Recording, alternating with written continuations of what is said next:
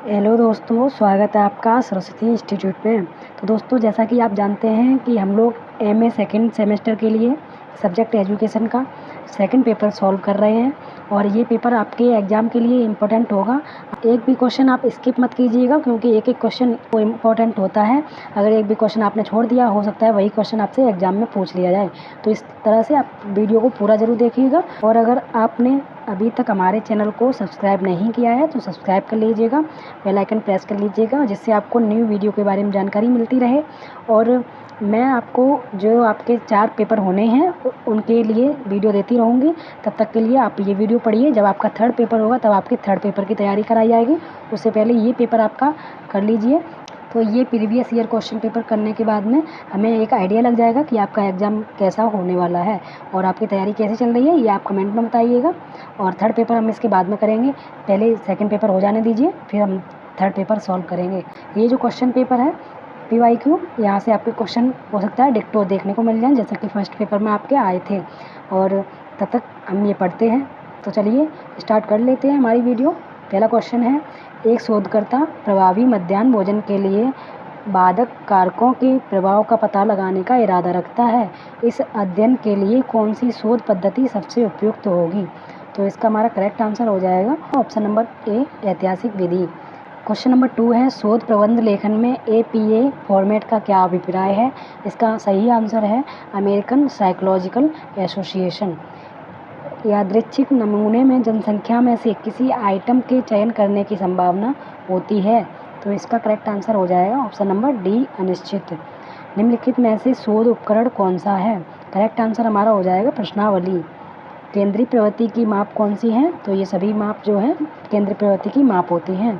इस पर आप इम्पोर्टेंट लगा लीजिए। एक शोध पत्र निम्नलिखित पर आधारित किसी शोध कार्य की संक्षिप्त रिपोर्ट है। इसका करेक्ट आंसर हमारा हो जाएगा प्राथमिक तथा गौड़ डाटा। एक रिक्त स्थान पैमाना केवल संख्या की वस्तु की विशेषता के अनुसार वर्गीकृत करने के लिए वस्तुओं को निर्दिष्ट करता है। इसका करेक्ट आंसर हो जाएगा हमारा नाम मात्र पैमाना। उपचार एक दूसरा शब्द है जिसका उपयोग रिक्त स्थान के लिए किया जाता है। इसका करेक्ट आंसर हो जाएगा स्वतंत्र चर के लिए। निम्नलिखित में से किसे सांख्यिकी पद का प्रकार कहते हैं? इसका करेक्ट आंसर हो जाएगा उपर्युक्त सभी। मौलिक शोध को क्या कहा जाता है? तो इसका करेक्ट आंसर हमारा हो जाएगा ऑप्शन नंबर डी, शुद्ध शोध कहा जाता है। इसको भी आप इम्पोर्टेंट लगा लीजिएगा। निम्नलिखित में से किसमें अन्वेषक पूर्वाग्रह की अधिक संभावना होती है? तो इसका करेक्ट आंसर हमारा हो जाएगा ऑप्शन नंबर सी, साक्षात्कार में। अवर्गीकृत मध्यमान का सूत्र क्या है? ये भी आप वेरी इंपॉर्टेंट लगा लीजिए इस पर। तो इसका करेक्ट आंसर हमारा हो जाएगा option number B. Next question है, गैर पैरामेट्रिक परीक्षण में आमतौर पर निम्नलिखित में से कौन से आंकड़े लिए जाते हैं? इसका हमारा करेक्ट आंसर हो जाएगा असामान्य आंकड़े लिए जाते हैं। प्रारंभिक आंकड़े निम्नलिखित में से किस संग्रह का एक हिस्सा है?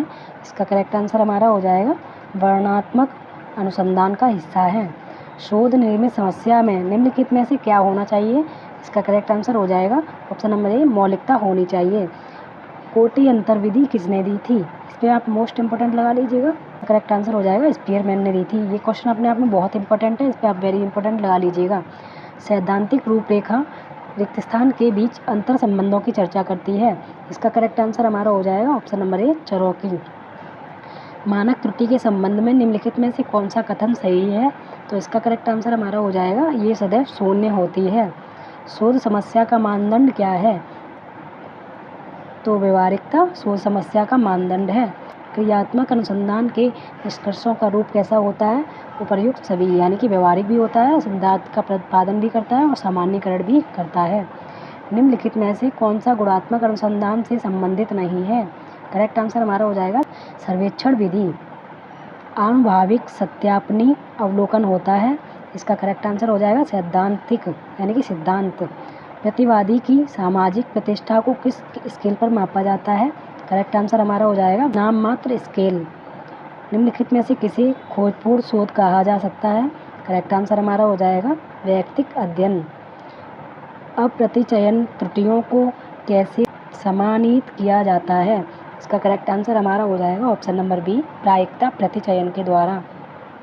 यदि x और y के प्रत्येक मान में से अचर मान 5 को घटाया जाता है तब समाश्रयता गुणांक कितना हो जाता है, तो परिवर्तित नहीं होता है। 2 या 2 से अधिक आकार के एक यादृच्छिक नमूने के माध्य की मानक त्रुटि कैसी होती है? जनसंख्या मानक विचलन से हमेशा कम होती है। 2 चर पूरी तरह से नकारात्मक सहसंबंध में होते हैं अगर उनके बीच सहसंबंध का गुणांक -1 होता है। नमूना अंतराल यानी कि के निम्न समीकरण द्वारा निर्धारित किया जाता है। इसको आप मोस्ट इम्पोर्टेंट लगा लीजिएगा। तो इसको किसके द्वारा निर्धारित किया जा सकता है, तो ये k बराबर n/n के द्वारा निर्धारित किया जा सकता है। माध्य, माध्यिका और बहुलक क्या हैं? ये केंद्रीय प्रवृत्ति की माप है, इस पर भी आप इम्पोर्टेंट लगा लीजिएगा। नाममात्र आंकड़ों के लिए केंद्रीय प्रवृत्ति का एकमात्र उपाय जिसे लागू किया जा सकता है, इसका करेक्ट आंसर हमारा हो जाएगा बहुलक। अनुसंधान है, अनुसंधान कैसा है, तो अनुसंधान किसी भी समस्या की सच्चाई की खोज के लिए वैज्ञानिक तरीके से काम करना है। शोध करने के लिए प्रथम प्रक्रिया क्या है, तो इसका करेक्ट आंसर हमारा हो जाएगा ऑप्शन नंबर सी, समस्या की पहचान करना। इनमें से क्या आरेखी चित्रण का प्रकार नहीं है, ऑप्शन नंबर सी, आवृत्ति। नमूने के आकार बढ़ाने से संभवतः क्या होता है, ऑप्शन नंबर ए, नमूनाकरण त्रुटि घटे लेकिन गैर नमूनाकरण त्रुटि बढ़ेगी। पैमाने को मानकीकृत करने के लिए रिक्त स्थान से घटाना और रिक्त स्थान से विभाजित करना, इसका करेक्ट आंसर हमारा हो जाएगा ऑप्शन नंबर बी, माध्य, प्रत्येकांक और मानक विचलन। यदि एक मामूली पैमाने का उपयोग किया जाता है तो निम्नलिखित आंकड़ों में से कौन सी गणना करने योग्य है, करेक्ट आंसर हमारा हो जाएगा ऑप्शन नंबर डी, बहुलक। संचयी आवृत्तियों को दर्शाता हुआ आवृत्ति बंटन का ग्राफ कहलाता है, करेक्ट आंसर है ऑप्शन नंबर ए, अजाइब वितरण। टी टेस्ट का उपयोग किस स्तर में किया जाता है, करेक्ट आंसर हमारा हो जाएगा ऑप्शन नंबर डी, अनुपात में। कार्ल पियर्सन से संबंध गुणांक का मूल्य नहीं हो सकता है, इसका करेक्ट आंसर हो जाएगा +1 नहीं हो सकता है। नमूना मूल्य कहा जाता है, तो इसका करेक्ट आंसर हो जाएगा सांख्यिकी को कहा जाता है। एक परिकल्पना परीक्षण में आम त्रुटि है, करेक्ट आंसर हो जाएगा टाइप 1 और टाइप 2। विचलनों के वर्गों का योगफल न्यूनतम होगा जबकि विचलन निकाला जाता है, तो इसका करेक्ट आंसर हो जाएगा माध्य से निकाला जाएगा, तब विचलनों के वर्गों का योगफल न्यूनतम होगा। एक छात्र ने मनोविज्ञान की परीक्षा में 80 अंक और सांख्यिकी में 60 अंक हासिल किए। इन अंकों की तुलना उन्हें रिक्त स्थान में परिवर्तित करके दी जाती है, करेक्ट आंसर हो जाएगा रैंक अंतर करके दी जाती है। मापन किसकी प्रक्रिया है, करेक्ट आंसर हमारा हो जाएगा अवलोकन और रिकॉर्डिंग की प्रक्रिया है। निम्नलिखित में से कौन सा परीक्षण 2 नमूनों के साधनों के बीच अंतर का महत्व निर्धारित करता है, करेक्ट आंसर हमारा हो जाएगा सहसंबंध गुणांक। जो परीक्षण चरों के बीच सहयोग को डिग्री को मापता है वह कौन सा है, तो इसका करेक्ट आंसर हो जाएगा काई वर्ग परीक्षण।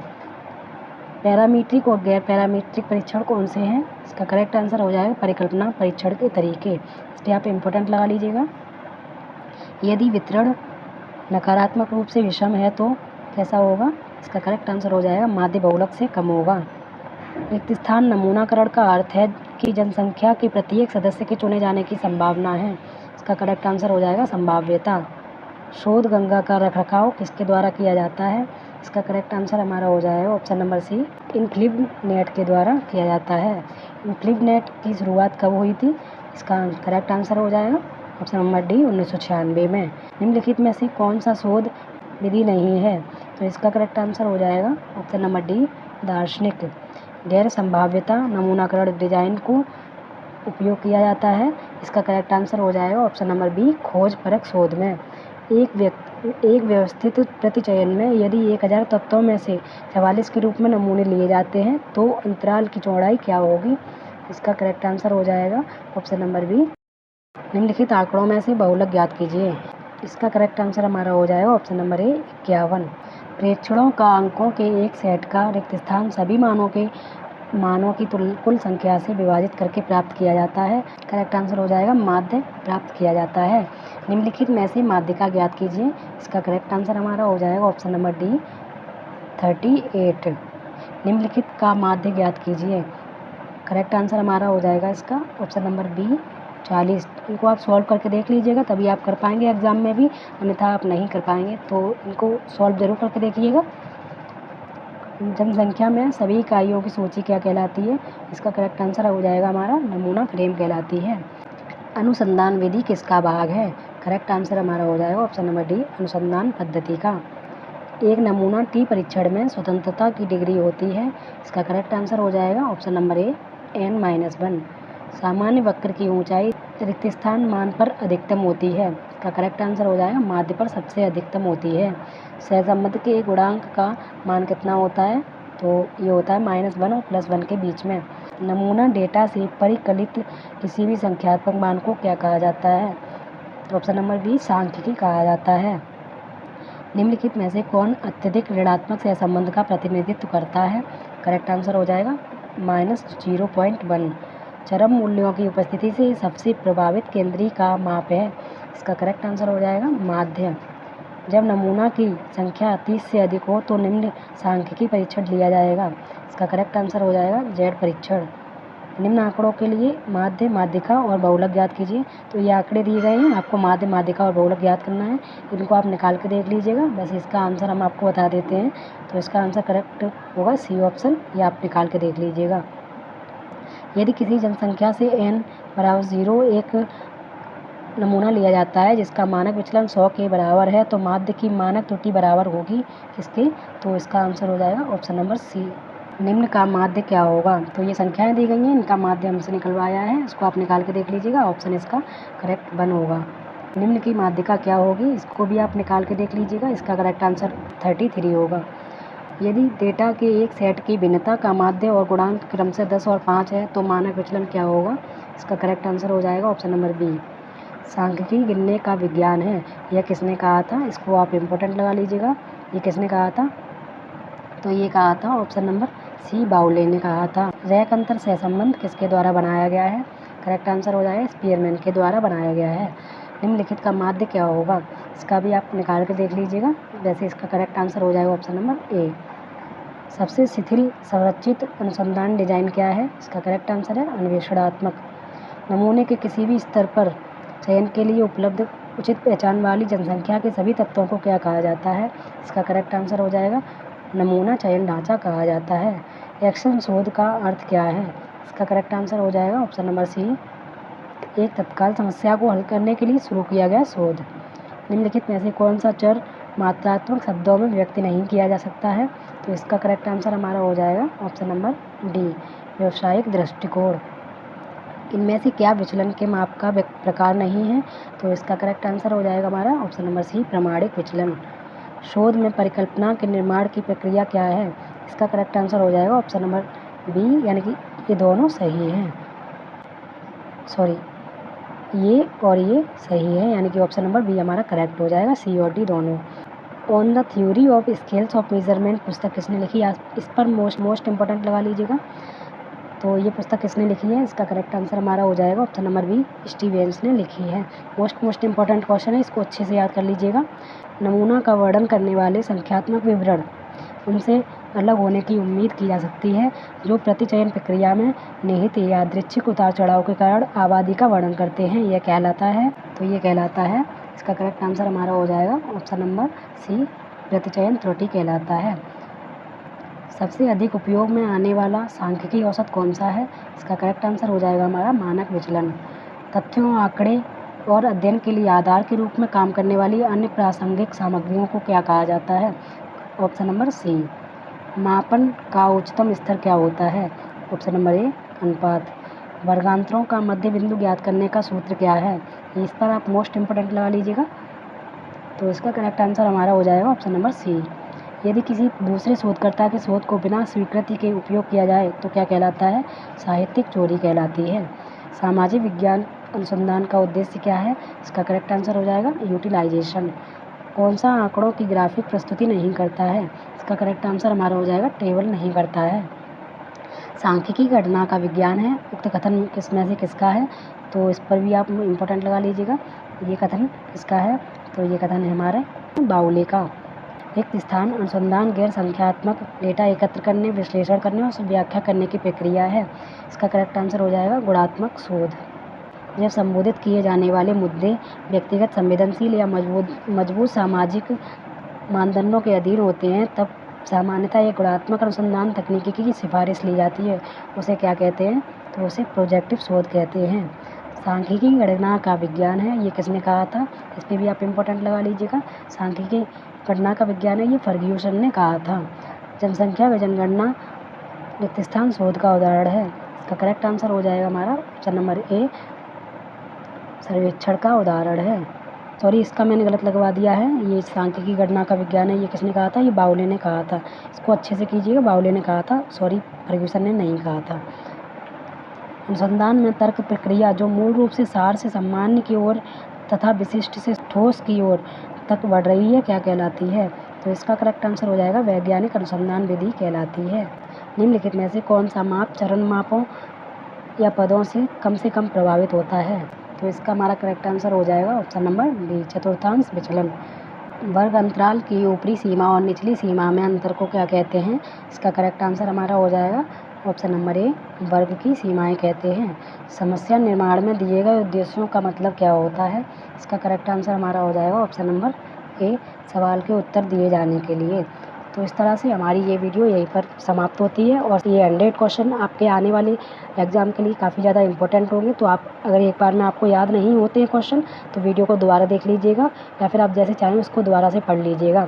और तब तक आप अपनी तैयारी कीजिए। आपके एग्ज़ाम के लिए आपको ऑल द वेरी बेस्ट। अब हम थर्ड पेपर के लिए पढ़ना स्टार्ट करेंगे जब आपका सेकेंड पेपर हो जाएगा। तब तक के लिए अपना ध्यान रखिए और अपनी तैयारी करते रहिए। मिलते हैं एक नई वीडियो के साथ, तब तक के लिए जय हिंद।